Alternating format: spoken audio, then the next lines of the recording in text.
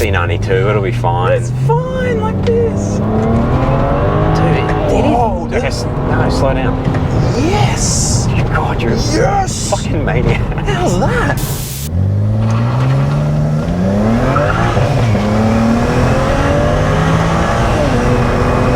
Alright, we're gonna do a jump. Holy.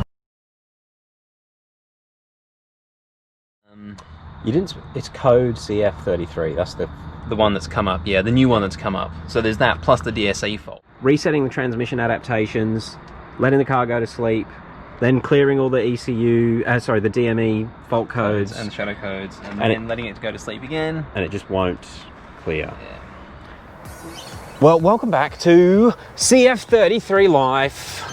Has been cleared. It's good news today. It is, but that was a nightmare. We'd spent hours trying to clear it, and we were just doing it wrong. Only just one little detail in all of the steps. I'm going to be honest, we'd spent so long on it, we'd sort of lost interest. But when that video went live, quite a few people made a lot of very helpful comments. The one that stood out, and I remember, was Zach Steedman. In the member group, yeah. Yeah, what we were doing wrong, we basically weren't letting the car go to sleep. So to properly clear this code, and we ended up getting help from a really clever person to do it. But basically what he did, and if that's what Steedman said to do, was reset the gearbox adaptations, then let the car go to sleep. Now we weren't letting it go to sleep. We were waiting for the light to go off on the start-stop button. Yeah. But you need to wait for the light to go off on the gearbox selector, which is about 20 minutes. And that seems to be when the DME is fully asleep. Then got in, cleared the fault code, and then it was actually good to go. And then it just cleared. Yeah, and you mustn't start it until the fault code's done. So that was a bit of a win. It was really exciting to see that go off and get the car out of limp mode. Yeah. And another problem that just left the DSE code, the DSE fault.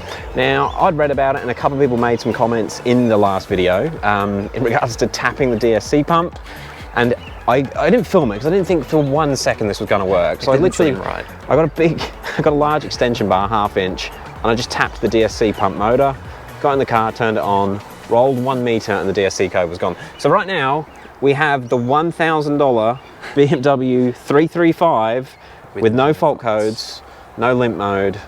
That's weird. That's weird for any N54, let alone one that costs $1,000. Now, I've actually done gearbox adaptation resets on these quite a few times, so I've gone through and done a learning process on this. Now, it wasn't the full learning process, but it's something that I've done in the past to get them shifting, and it'll normally pick up the rest of it over the next sort of week. So I think David's ready to actually go for a first drive. Yeah, so you reckon currently it is driving how it should and changing gear how it should. Yeah. So I can go and see what this bad boy's like. Should we take for a spin? Let's do it. All right, let's witness the lack of engine warning lights. Oh. Well, would you look at that? Would you look at it? Insanity. Insanity. It's a good feeling when your BMW doesn't have any fault codes, but when it costs $1,000, it's even better.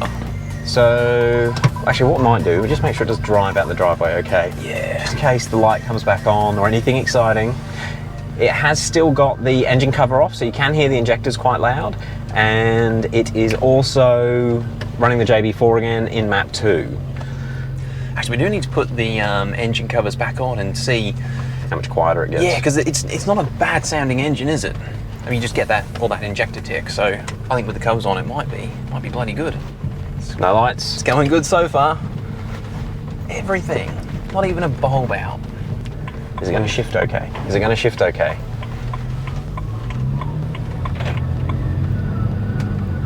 Yeah, that's pretty smooth already. Nice. All right, guys, we'll get some heat into the car and you'll see us again very shortly. Okay, bit of a change of plan. Yeah, we got to the end of the street and the injectors are just so loud. We thought, let's put this on so we can actually hear if there's any unusual noises. Because I'm quite looking forward to having a nice, pleasant, sophisticated drive. Oh, just quietens them down so much. It is surprising how much of a difference a plastic cover can make. It's missing the rubber bit. Oh, it's really annoying. We paid so much money for this car. Okay, let's try and get it back. There it is. It's a bit of a two-handed job doing it this way. Should go in. Nice. Nice.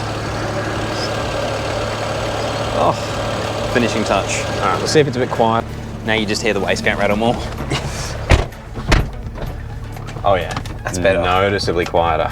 Well, see what happens once we accelerate, eh? Well, attempt 2, that is a hell of a lot quieter. It is much better. And even after all that time, it's still not a running temp yet. Takes so long to warm up these things.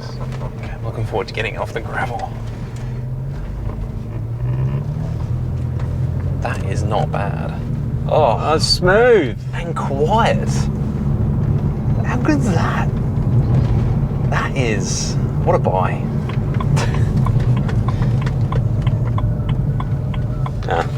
Oh, the ashtray opens itself. It's no good.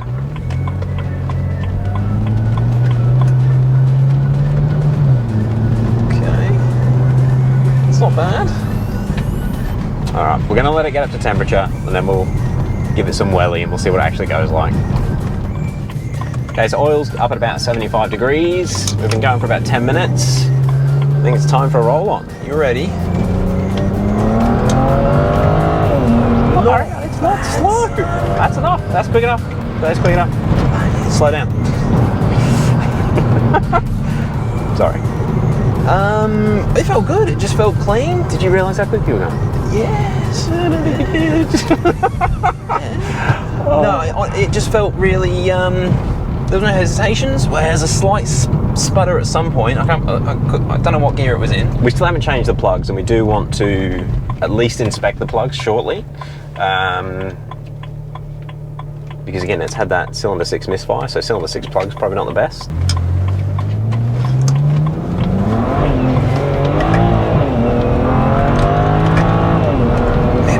It's not slow. No. It is not slow. It comes alive. Jesus Christ. That was... Just traction control actually cutting in. It's on DTC, not traction off. Yeah. I've never driven a upgraded turbo car on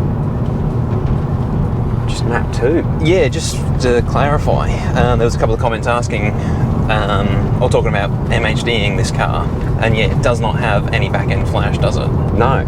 So yeah, no, it is just a JB4 car, which is not ideal. We do want to get a back-end flash on it. We'll probably go to a flash only for some experiments, I guess, for a little while. Because I don't think we need the JB4 unless we're going to run PI, which we're not going to do straight away.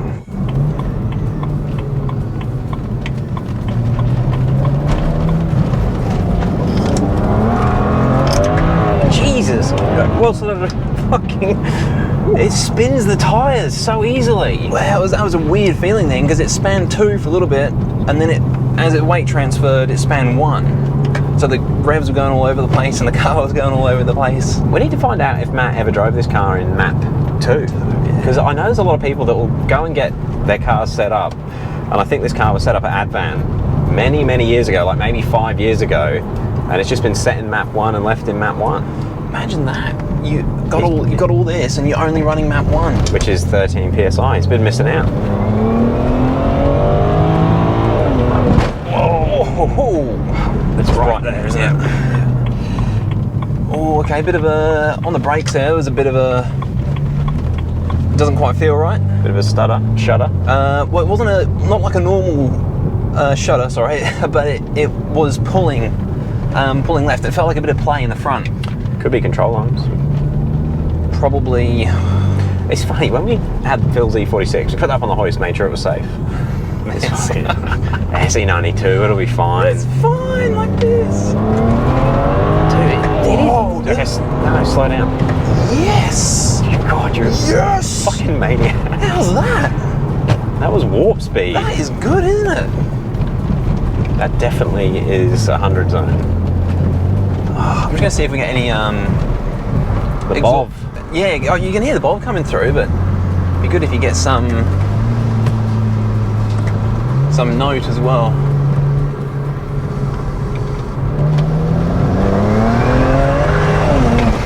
A little bit. Oh, that's quick. That takes you by surprise.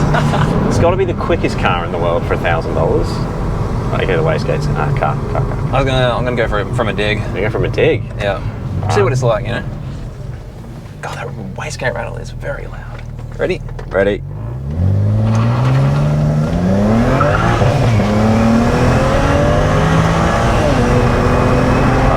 do a jump. Holy crap. That was not a bad 0 to 100. Ooh. It's not a slow car, guys. It must. It's definitely got turbos on it. That's not stock turbos. 100%. This thing, it pulls hard. Whoa! And honestly, I mean, obviously didn't rape it, but that's a pretty good shakedown, and it's no warning lights have popped up. I was half expecting that DSC one to come back, or anything. Especially like you said, we haven't even done the plugs yet, so I thought maybe putting it under a lot of load, like we just did multiple times, getting it hot. I thought something was going to happen, but it's still running smooth. It's not overheating at all. That's a good point. Why didn't it get misfires? That's what I thought, honestly. At some point, something would not be happy, but it's just chugging along nice and smooth still. It's ready for another pull.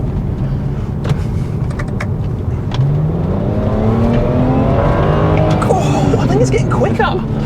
It could be. What the hell? That just launched then. It likes to be driven like this. That's what it's been missing out on. A good raping.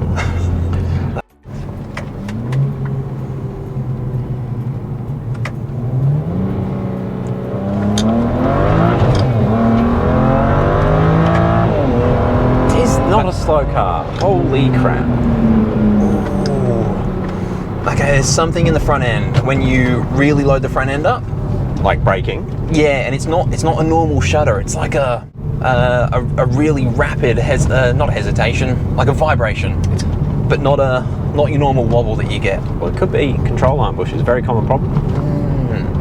And I reckon going through those S's before, I reckon under hard left-hand cornering, when it was really loaded up on the right, it was doing the same thing. Okay. So it could be the right hand side, but it just did it under hard braking as well. But it's pretty good, isn't it? We scored. We fixed it relatively. It took a long time to clear that code, but we fixed it relatively easy. And worth it in the end. And thank you again for all the helpful comments. There was a lot of information coming in to cover lots of bases. And we really should thank Matt for giving us the car, because $1,000 was really a gift. And a couple of people are a bit confused about it, but Matt likes what we do on the channel. He wants to see us making more videos. He saw me get my heart destroyed when my second engine had a compression problem, and this stuff is expensive, so we really do appreciate it. But instead of just using this as a parts car, I think it's good enough to do what we've been talking about. I think so. Which, have you mentioned that properly in a video yet? No. Okay. Should we probably tell them the plan? Well, we should ask them what they think about it, because we've already got an E92 coupe. That's quite quick. We do, but it's not as quick as it could be because I use it as a daily driver. So I like having big wheels. I like my massive brakes that are really heavy, but these don't really help it accelerate. Not as fast as it possibly could be. Even things like, if you want to get really serious about getting quick times, even things like sound deadening. Yeah. Don't really need that. So what we're sort of toying with the idea is, I'm going to keep building my car. I'm going to keep trying to make it the vision of a perfect daily driver. But this one, because it's our car, it's the channel's car, we can go a bit crazy with it, and it's all about going quick. Yeah, so as it is the 0 to 60 car, it probably should do some pretty quick 0 to 60s and 1 to 2s. 1 to 2s and quarters. And 8s. I'd like to set some records. And we've got the community around the channel is invaluable, and I honestly think that we can go and break some proper records. Not internet records, proper records, with the help of everyone on the channel. And just to show everyone, no lights. What the hell? Runs smooth, crisp. Hell yeah. We've scored. All right. Thank you to everyone that watches this channel. Without you guys watching, this wouldn't have happened. We wouldn't have the fun that we do making it. And yeah, I'm stoked. It is awesome. Thank you very much, guys. And I guess we'll now that we know it's all sweet, we should go and got to organise a 0 to 60 episode on this thing. Yep. Get some baseline runs for it. Yeah, I'm really keen to see what this does with these turbos, with no back end flash, and see whether it's quicker or slower than my car was when it had stock turbos. We've got so much data, we can do some comparisons with it. It'd be interesting. Got a lot to do. All right, guys, we'll catch you on the next one. Peace.